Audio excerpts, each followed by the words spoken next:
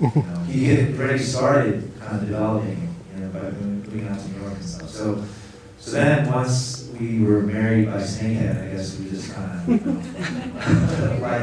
like a couple, just couldn't, it was like, all right, well, I guess I'm just going along the ride here with you for the next movie too, right? Because we spent so much time together, we had a great rapport, so once you find five of your partners, you have a shorthand and a vibe with, like, it's just, like I said, it's like a marriage. And so yes, that's how I got on. So he'd already been letting it marinate, having these meetings with, people in the world and stuff for a while before I came on. But then in 2013, I guess, 13, 14, as the Insanity kind of wound down and we got going, that was like, that's when we got started, officially. And then, there was a lot of stops and starts, but yeah, so that's when it all happened. Excellent. And Anson, when did you get involved in the project, and are you glad you did? Of course. Well, Ed and I, we both grew up at Cameron House together, and then so when he moved to LA and getting film, I moved down eventually when I got out Navy, and then we lived together, and then I knew he was writing this project, and drove to the airport, and then when they moved to New York and started, doing their thing, researching different things, and I told him, when you're ready to film, just call me. So in late 2016, right, I flew out. We filmed for 1 weekend first. I was the first AD on set, so the guy that handles the, everything, I guess, on set. And then came back after that weekend. We came back 2017, and then we started filming principal photography. And every day was an adventure for sure, and in the middle of winter. Can't get any more real than that, right? Sometimes wake you up. I think this film, just like your crew here, is a family. It seems like we're talking about marriage here, we're talking about major relationships. And I think your family is here? Yeah. Out here, can you kind of raise your hands so we know who they are? And, yay!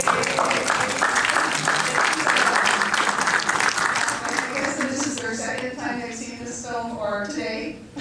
Just today. Just my mom. Okay. Oh, that's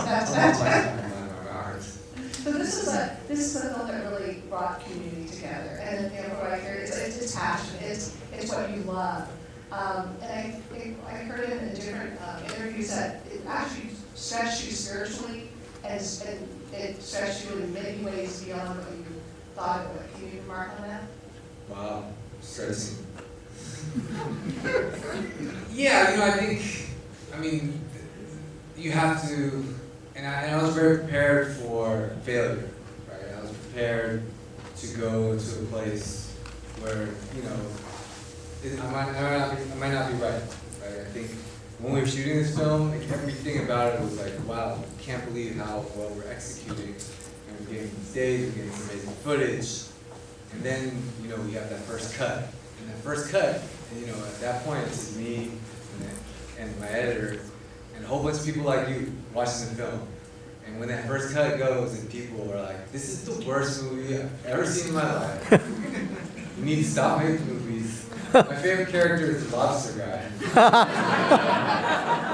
I don't even know what that sister, who's Sister C? What is she, in that process for me, right, it was like this failure, this moment of like, wow, I just wasted all my tokens in life, all my resources, all my favorites.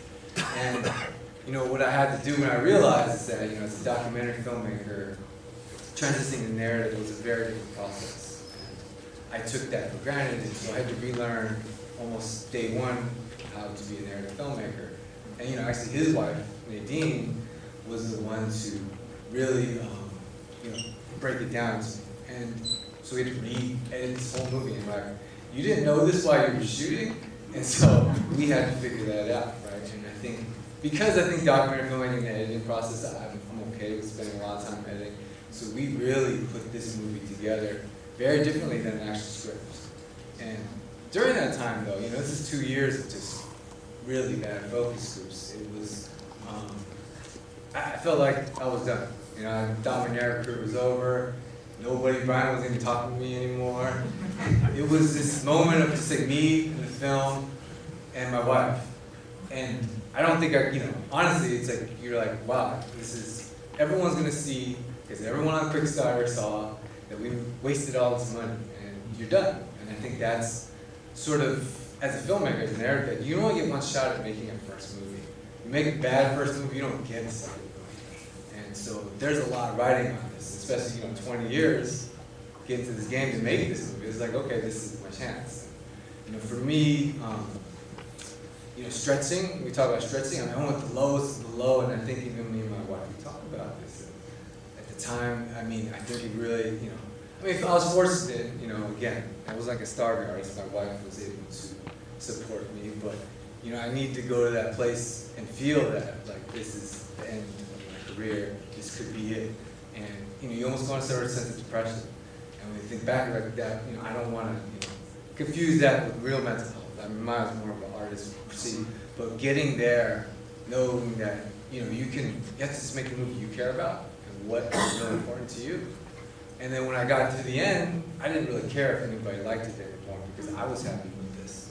And fortunately, Santa Barbara Film Festival, they liked it. Lots of other film festivals turned us down. This same cut that you guys are watching turned down to a lot of places. And now, Santa Barbara, and then everything changed.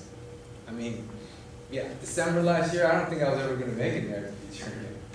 And so now we have this opportunity, and it's crazy how that kind of happens, right? It's like truly like a real movie of like going up to the top and then failing, and like this is the low, the darkest hour, and then it's a miracle, and it's a happy ending. So, this is amazing for me to be able to watch this movie with you guys. Even if you got masks on, it's still an amazing experience.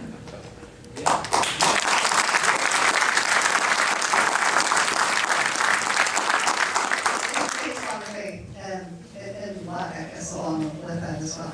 But when you were at Toronto Film Festival, New York Film Festival, and it's just beginning at this point. And you mentioned your wife, and I just think about the role that women play in this film. And I think about my mom, and watching this film sort of reminded me about my mom's strength. Yeah. My mom, she was a passionate lady, and she was brilliant, she was smart, and you dedicated the film to your wife, which was really.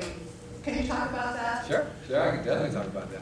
I really, to be perfectly honest, in 2007, I wrote a script to impress this girl. And then now that girl's my wife. But, for me, I had to really understand, it's like, 2007, I'm in my 20s, I wanted to make a badass Asian female, something that probably was not as deep and, had layers and complexity that this film has. Because I just wanted to see that. I was like, I never saw that before, I want to do that. And, I was thinking like a man, right? And, you get a little older, you're in your 30s, you get married, you're 35, you're not thinking about those sort of things, and, you're like, okay, I'm still going to make a movie, but still thinking like a man, right? You're saying, I'm going to make a man, story about a woman. It wasn't really until I'm in the edit, and I'm like, why did I want to make this movie in the first place? And it's because it's a woman. But I'm not a woman. I don't know what that's like. And then this Me Too movement happens. So I had to really sort of question my sort of perspective and journey, like why did I want to make this story? What is it like to be a woman? What is she going through to get to this place? And during the Me Too movement, I was like, I had this revelation of understanding like how difficult a woman has in just life. Like it is not at all. We talk about equality, it's way the other way. And I realized that there's been this war on women, the equality, and trying to understand it. I'm like, damn, that really is rough. And so I realized one part of, not on a very, very small level, I'm a majority because I'm a man, so it makes me more powerful. But then at the same time, I'm also Asian American as a minority. And that part I could kind of understand a woman's perspective, on just the minority level, and not nearly as unequal, but at that level. And so, the real reason, making this film what drew me was the Asian Sister Pink, right? This underworld boss, and I was, what does the Chinese matriarch look like, right? And you know, my Popo, I mean, she was a matriarch, right? You just have, you look at these pictures of her and you're just like, wow. I mean, there's this one picture we just showed last night, and it's like she's, you know, this little 4'11" tall, right, Mom? 4'9". 4'9", and she's surrounded by men, white men, and all these men, and she's just right in the middle, and you're like, wow, she just owns these men. Right? And then the next picture is with her and Bobby Kennedy, and we're like, what? Wait a minute. And so I remember her growing up, and I have always wanted to, you know, this film obviously, my Popo was not in the underworld, but the presence that she had